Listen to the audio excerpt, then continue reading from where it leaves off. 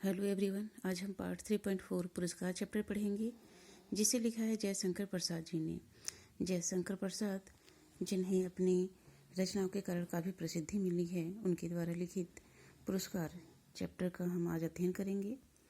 पुरस्कार चैप्टर में कौशल प्रदेश के उत्सव का वर्णन किया गया है। इस पाठ में बताया गया है कि कृषि महोत्सव कौशल प्रदेश का प्रसिद्ध उत्सव था।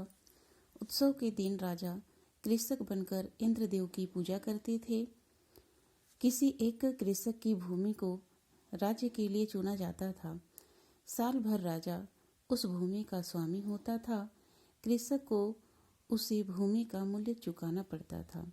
प्रतिवर्ष यह कृषि उत्सव संपन्न होता था। उसमें आसपास के राज्यों के राजकुमार भी भाग लेते थे और आनंदित होते थे।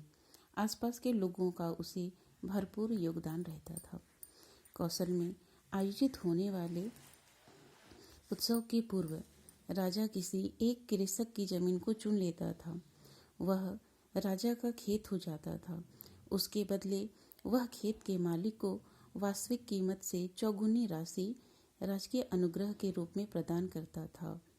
खेती को वही व्यक्ति हर वर्ष भर देखता था, किंतु वह राजा का खेत कहा जाता था। इस बार मधुलिका, जो कि इस कहानी की नायिका है, उसका खेत राजा ने चुना है। वह मधुलिका के खेत को चुनते हैं और बदले में उसे चौगुना मूल्य देते हैं। परंतु मधुलिका अपने पूर्वजों की इस कमाई को मूल्य में नहीं तौलना चाहती थी। इस वजह से उसने राजा के द्वारा दिए गए राशि को अस्वीकार कर लिया। बदले में उसने दूसरे के खेतों में काम करना, रूखी सूखी खाकर अपने जीवन निर्वाह को चुना। उसका मानना था कि वह अपने पूर्वजों की भूमि को बेचना अपराध है, इसलिए उसने राजा के अनुग्रह को अस्वीकार कर दिया। अब इस उत्सव पर मगध के राजकुमार अरुण, जिनकी नज़र कौशल प्रदेश पर है, वह कौशल प्रदेश को हथियाना चाहते हैं। मधुलिका, जो कि इस कहानी की नायिका है, जिनसे वह प्रेम कर बैठते हैं। मधुलिका भी उनसे प्रेम कर बैठती है और राजकुमार अरुण उन्हें कौशल की राजकुमार बनाने का आश्वासन देते हैं। और एक दिन जब वह कौशल प्रदेश पर गुप्त आक्रमण करने वाले होते हैं, इसका पता जब मधुलिका को पता चलता है, तो वह तुरंत ही कौशल के सेनापति को इसकी सूचना दे देती है। कौशल के सेनापति को जब यह बात मालूम होती है, तो वह तुरंत ही अपनी सेनाओं के साथ अरुण की गिरफ्तारी के लिए चल पड़ते हैं और अरुण की गिरफ्तारी हो जाती है। अब मधुलिका और अरुण को राजा के सामने पेश किया जाता है, जहाँ पर राजा खुश होकर के मधुलिका को पुरस्कार देने के बारे में कहते हैं और अरुण को उन्होंने प्राणदंड दिया है। जब वह मधुलिका से पूछते हैं कि तुम्हें पुरस्कार में क्या चाहिए, तो मधुलिका कहती है कि मुझे पुरस्कार में मृत्युदंड चाहिए, और वह अरुण के पास जाकर खड़ी हो जाती है। क्योंकि मधुलिका अरुण से प्रेम करती थी, तो प्रेम के कारण वह अरुण के पास जाकर खड़ी हो जाती है और बदले में मृत्युदंड मांगती है। और देश प्रेमी होने के कारण उसने अपने राज्य की रक्षा की। अब हम प्रश्नों की तरफ चलते हैं।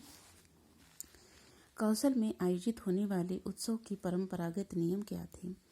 कौशल में आयोजित होने वाले उत्सव के पूर्व राजा किसी एक कृषक की जमीन को चुन लेता था। वह महाराजा का खेत हो जाता था। उसके बदले वह खेत के मालिक को वास्तविक कीमत से चौगुनी राशि राजकीय अनुग्रह के रूप में प्रदान करता था। खेती को वही व्यक्ति हर वर्ष भर देखता था, किंतु वह राजा का खेत कहा जाता था। दूसरा प्रश्न है, मधुलिका ने अपनी भूमि के बदले मिलने वाले राजकीय अनुग्रह को अस्वीकार कर किस प्रकार के जीवन निर्वाह को चुना और क्यों? मधुलिका अपनी भूमि के बदले मिलने वाले राजकीय अनुग्रह को अस्वीकार कर देती है, दूसरे के खेतों में काम करती है और रूखी सूखी खाकर अपना जीवन बिताती है। उसका कहना है कि वह अपने पूर्वजों की भूमि को नहीं बेचना चाहती क्योंकि वह अपराध है, इसलिए वह उस राज के अनुग्रह को स्वीकार नहीं करती। दुर्ग पर अरुण के गुप्त आक्रमण की सूचना सेनापति को देकर मधुलिका ने अपने प्रेम के प्रति विश्वासघात कार्य किया या उत्कृष्ट नागरिकता का परिचय दिया। दुर्ग पर अरुण के गुप्त आक्रमण की सूचना देकर सेनापति को देकर मधुलिका ने उत्कृष्ट नागरिकता का परिचय दिया। यदि वह अरुण के गुप्त आक्रमण की सूचना सेनापति को नहीं देती तो कौशल के दुर्ग पर मगध का अधिकार हो जाता।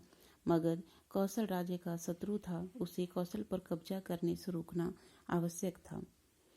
मधुलिका ने पुरस्कार के रूप में राजा से प्राणदंड क्यों मांगा एवं स्वयं बंदी अरुण के पास जाकर क्यों खड़ी हो गई? बंदी अरुण मधुलिका पर आसक्त था, किंतु मधुलिका कौशल को मगध के आक्रमण से बचाना चाहती थी। उसने अरुण के साथ प्राणदंड इसलिए मांगा ताकि वह अरुण के प्रेम का बदला चुका सके। एक देशद्रोही उस पर आसक्त था, इसलिए वह स्वयं बंदी अरुण के पास जाकर खड़ी हो गई। पुरस्कार कहानी प्रेम और संघर्ष का अनूठा उदाहरण है। इस कथन को बताइए।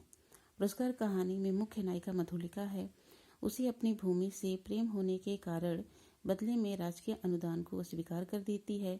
दूसरे के खेतों में काम कर अपना जीवन यापन करती है, किंतु अपनी मातृभूमि से उसे प्रेम था, इसलिए उसने मगध के दस्युओं अरुण के आक्रमण की सूचना कौशल नरेश को देकर मातृभूमि की रक्षा की।